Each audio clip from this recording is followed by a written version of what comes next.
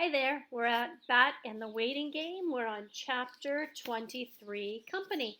The book is by Elena Arnold and the illustrations are by Charles Santoso.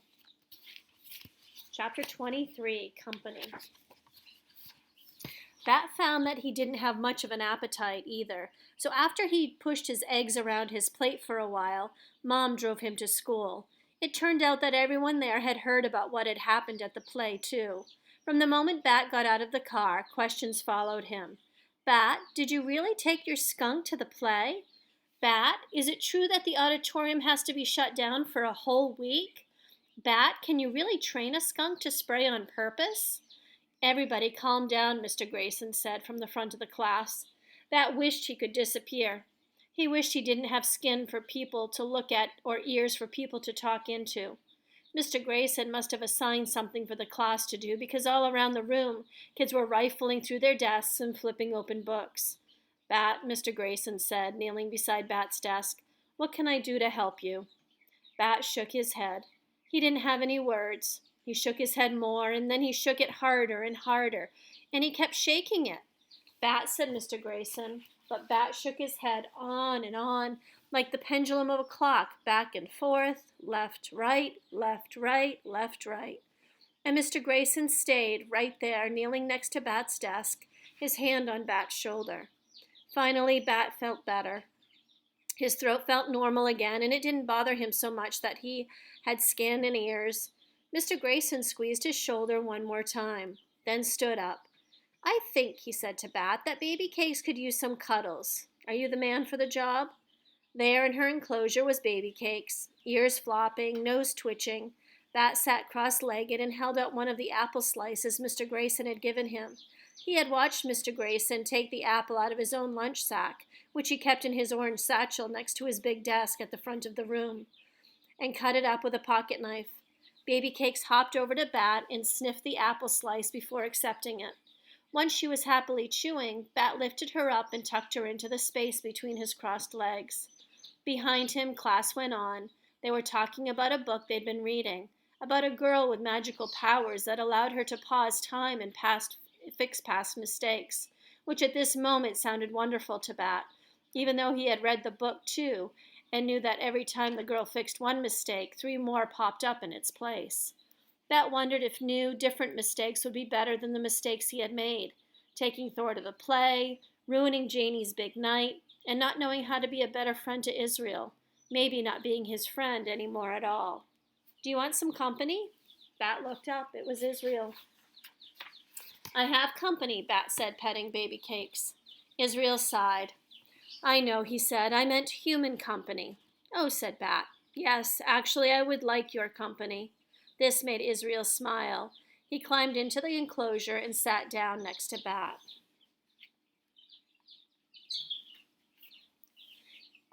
He leaned over and scratched Baby Cakes between the ears, just the way she liked. They sat quietly together for a while. Then Bat said all at once, Are you still mad at me? A little, said Israel. Not really. If you're still mad at me, Bat asked, even a little, then why are you being my company? Because, said Israel, you're my best friend, right?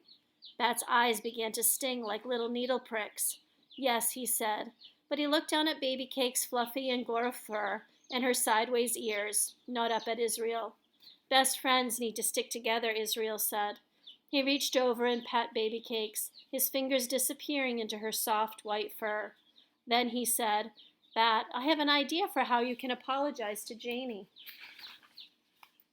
And chapter 24 is take 2. Apologizing was not something that Bat was very good at. Also, it was something he didn't have very much practice doing. Usually, apologies didn't do anything, and that was the problem with them. An apology was just words. Bat especially hated it when people tried to force you to apologize for something, because no one can make someone sorry, and no one believes an apology that is forced.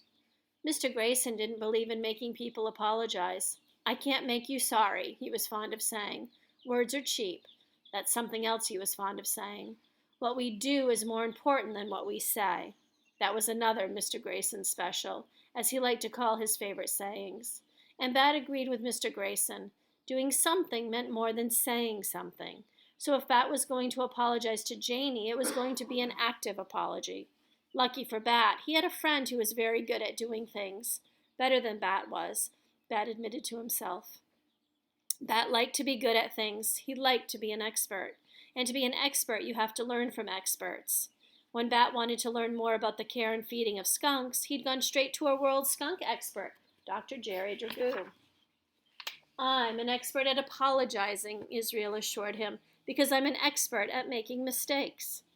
This weekend was an every other weekend, so Dad picked Bat up after school. Normally they would have picked Janie up next, but Dad told Bat that Janie would be spending the afternoon with one of her friends. The first thing Bat asked Dad before he even got into Dad's little car was, "Can you take me over to Israel's house after breakfast tomorrow? He and I have a project we need to work on." "A school project?" Dad asked. "No," said Bat, "a secret project."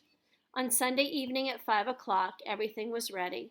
Bat and Israel had set up 2 rows of chairs in Israel's backyard. Israel's mom had lined the walkway with clay bowls, each filled with water and topped with a floating candle. The night before, Dad had helped Bat find the phone numbers for Frida and Corinna and Maggie, and Bat had called them all. "I know I messed up your play," he told each of them, "and I want to make it up to Janie. Will you come over to my friend Israel's house at 5 o'clock on Sunday night?" Mom was there with Janie's favorite brownies, just like Bat had asked. Soon Israel's yard was full of people. Even Lawrence came, wearing his blue scrubs again. "Sorry, Bat, I didn't have time to change," he said. "That's all right," Bat told him. "You look more like yourself this way." Lawrence laughed his wonderful laugh. His laugh was one of Bat's very favorite sounds in the world. Finally, Bat heard the honk of Dad's car from the front of the house. "Janie's here," Bat announced, running up the pathway to the front of the yard.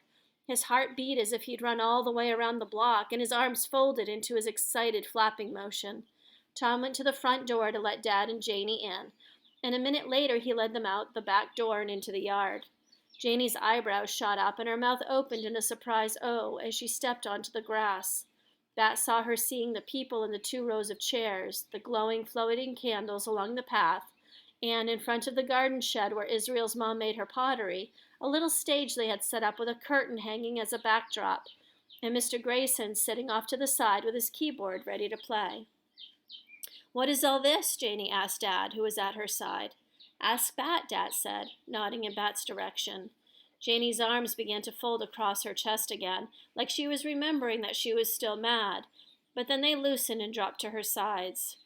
"Bat," she said, walking over to him, "what's going on?" "I'm sorry I brought Thor to your show, and I'm sorry that he sprayed," Bat said. He noticed that Janie was wearing sandals and that she had painted her toenails dark blue. There were little stars painted on the big toes. He talked to the painted-on stars. "You're a really great singer," Bat said. "Will you sing your solo again? Mr. Grayson can play the music." For a second that felt like a minute, Janie didn't say anything. Then she put her hand under Bat's chin and raised up his face so that she could look into his eyes. Bat didn't love looking into people's eyes, but he knew that Janie really liked to, and he remembered what Mom had told him about how some people learn things about each other from their eyes. So even though it wasn't Bat's favorite thing to do, he stared right into Janie's eyes, which were almost exactly like his own eyes. Bat realized, a brown so dark it was almost black and shiny. Maybe Janie saw something in his eyes that let her know that he really was sorry, or maybe she just liked the candles and the stage, because she smiled and gave Bat a hug, which he did like, the press of her arms, the smell of her apple shampoo.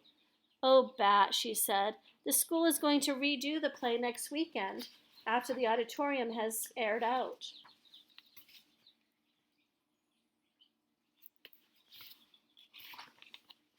But this was really nice of you to set up. And anyway, the whole thing was pretty funny when you think about it. She dropped her voice to a whisper just for Bat to hear. "Also, I didn't mean it when I said that I wish Mom had never brought Thor home. I'm sorry I said that." She let him out of the hug and said to the audience, "Hi, everybody. Thank you for coming." And then everyone began to clap for Janie, her friends, and Bat's friends, and their family, and Mr. Grayson. And then Janie walked up to the little stage, and she nodded at Mr. Grayson to start playing. Bat sat down next to Israel, who had saved a seat for him. Then he pulled something out of his pocket to show Israel. It was the clay skunk Israel had made for him. "Hey," Israel whispered, "you're carrying it." That's so cool. Bat grinned and rubbed his fingers along the clay lump, memorizing the way the words "from Israel" felt against his thumb. Thor wasn't with him, but Bat felt a sweet warmth in his chest, almost as if the skunk kit was cuddled there. Janie started to sing, surprising Bat all over again with her song, her strong, clear voice. It was beautiful. The evening was beautiful. The rows of chairs were beautiful. The people in them were beautiful. The floating candles were beautiful. The lump of clay in Bat's hand was beautiful. Right now, the whole world felt giant and open and full of beauty, and Bat was happy. And that is the end of Bat and the Waiting Game.